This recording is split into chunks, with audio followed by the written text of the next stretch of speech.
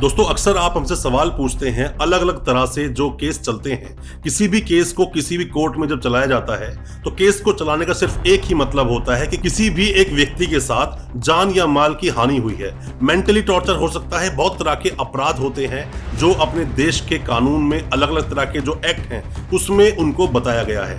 पर उसी के साथ ही जब भी किसी इंसान को कन्विक्ट किया जाएगा, मतलब दोषी ठहरा दिया जाएगा, तो उसके बाद में उसको एक सजा दी जाएगी।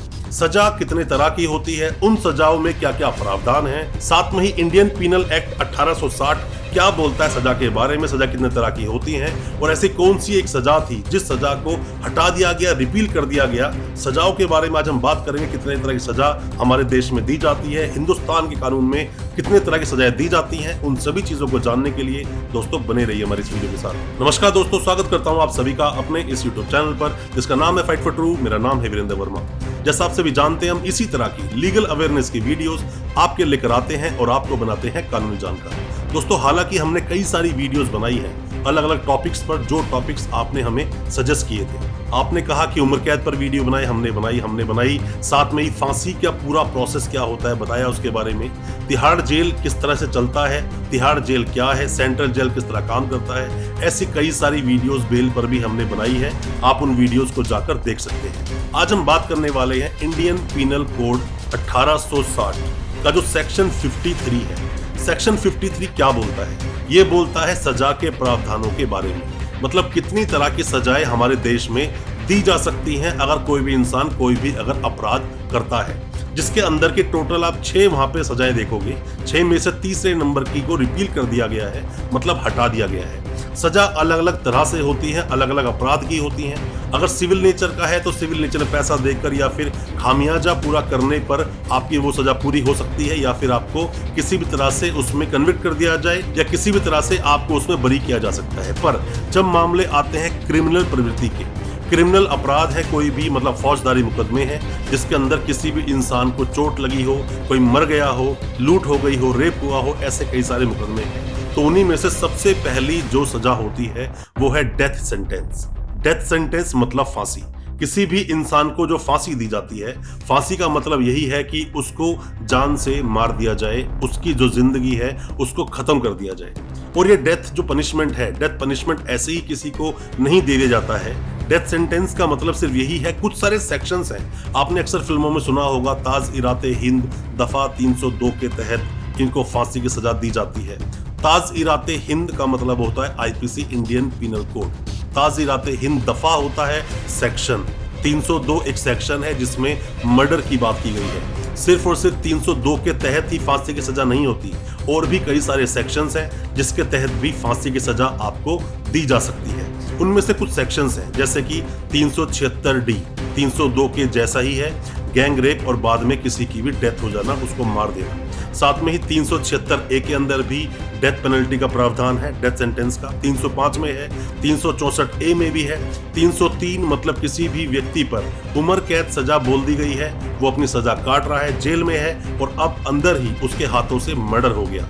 जेल के अंदर किसी के हाथों से मर्डर हो गया तो 303 आईपीसी, और बाहर मर्डर किया तो 302, और साथ में ही 396 डकैती में आता है, डकैती की किसी ने और वहां पर किसी का मर्डर कर दिया, उसमें भी डेथ सेंटेंस दी जाती है, मतलब कि किसी को भी फांसी की सजा सुनाई जाती है, हैंग टिल डेथ का ऑर्डर दिया जाता है। फांसी पर पूरी इंडिविजुअल एक वीडियो हमने बनाई है अपने चैनल पर, आप उस वीडियो को देखेंगे, फांसी का पूरा मतलब और पूरा प्रोसेस आप इजीली समझ जाएंगे। दोस्तों आप में से कोई भी जो भी कोई इस वीडियो को देख रहा है, अगर आप हैं लॉ स्टूडेंट, आप नए वकील साहब हैं या वकील साहब हैं, प्रैक्टिस अभी आप करते हैं, क्रिमिनल प्रैक्टिस आप कर रहे हैं, तो हमारी सभी वीडियोस क्रिमिनल जो ऑफेंसेस होते हैं, कैसे बेल लेते हैं, क्या होता है जेल, किस तरह से सेंटेंसेस मिलते हैं, किस तरह से आप बेल लेंगे, एंटीसिपेटरी बेल लेंगे, किस तरह फाइट करेंगे केसेस को, ऐसी कई सारी हमने वीडियोस बनाई है जिससे आपको बहुत मदद मिलेगी। और अगर आपको हमारी वीडियो अच्छी लगे तो अपने बाकी के जो स्टूडेंट्स हैं, साथ में जो नए वकील हैं, किस तरह से वकालत को शुरू करें, उन तक ये वीडियो जरूर साझा करें ताकि उनको भी मदद मिल सके और वो अपने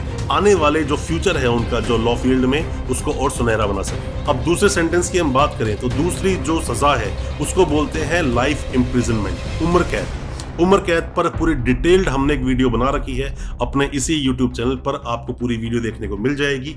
अब यहाँ पर एक मिथ आती है जब हम बात करते हैं लाइफ इम्प्रिजनमेंट की, कि क्या 14 सालों में लाइफ इम्प्रिजनमेंट खत्म हो जाता है।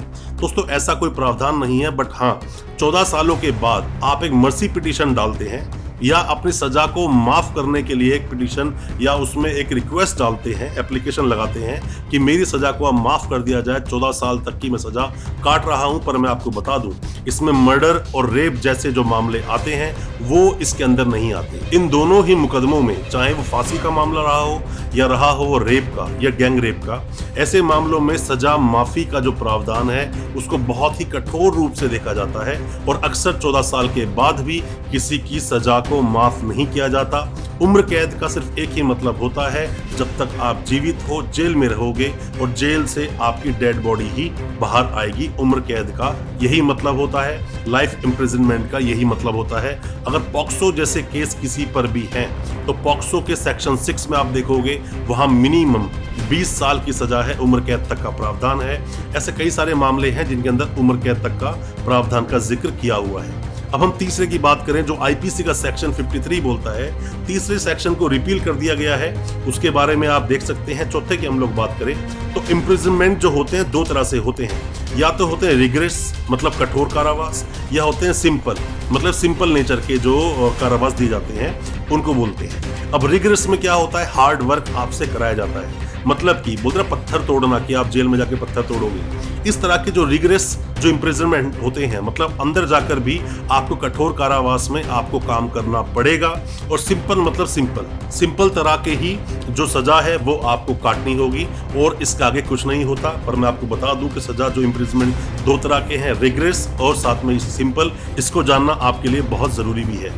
साथ में ही अगर हम 5वें नंबर की बात करें तो यहाँ पर आता है फॉरफीचर ऑफ प्रॉपर्टी, मतलब कि यहाँ पर प्रॉपर्टी की जब्ती कर लेते हैं। हमने एक वीडियो बनाया था जिसमें बताया था कि भगोड़ा कोर्ट कब करार दे देता है, जिसके अंदर सीआरपीसी के 82 और 83 की कंप्लीट प्रोसीडिंग के बारे में मैंने बताया है कि किस तरह से 82 और 83 की कंप्लीट प्रोसीडिंग चलती है और किस तरह से किसी को कोर्ट भगोड़ा करार दे देती है। उसमें आपको इस चीज के बारे में और बेहतर से आप समझ पाओगे और बेहतर से जान पाओगे। साथ में ही जो 6 नंबर का है जो सजा दी जाती है हमारे देश के कानून के द्वारा, वो होता है फाइन। सिर्फ फाइन लगाया जाता है किसी पर, जैसे कि आप रेड लाइट तोड़ते हैं या मान लीजिए छोटे मोटे अपराध होते हैं जिसमें एक फाइन लगा दिया गया आपको कि 2000, 3000, 50 रुपए या 500 रुपए या 20,000 रुपए, इस तरह का एक फाइन लगाया जाता है। तो फाइन भी एक तरह की सजा का काम ही करता है, उसमें भी आपको सजा ही दी जाती है। दोस्तों आपके दिल में कोई भी किसी भी तरह का अगर सवाल है किसी भी केस को लेकर या कुछ भी आप जानना चाहते हैं किसी भी केस को लेकर,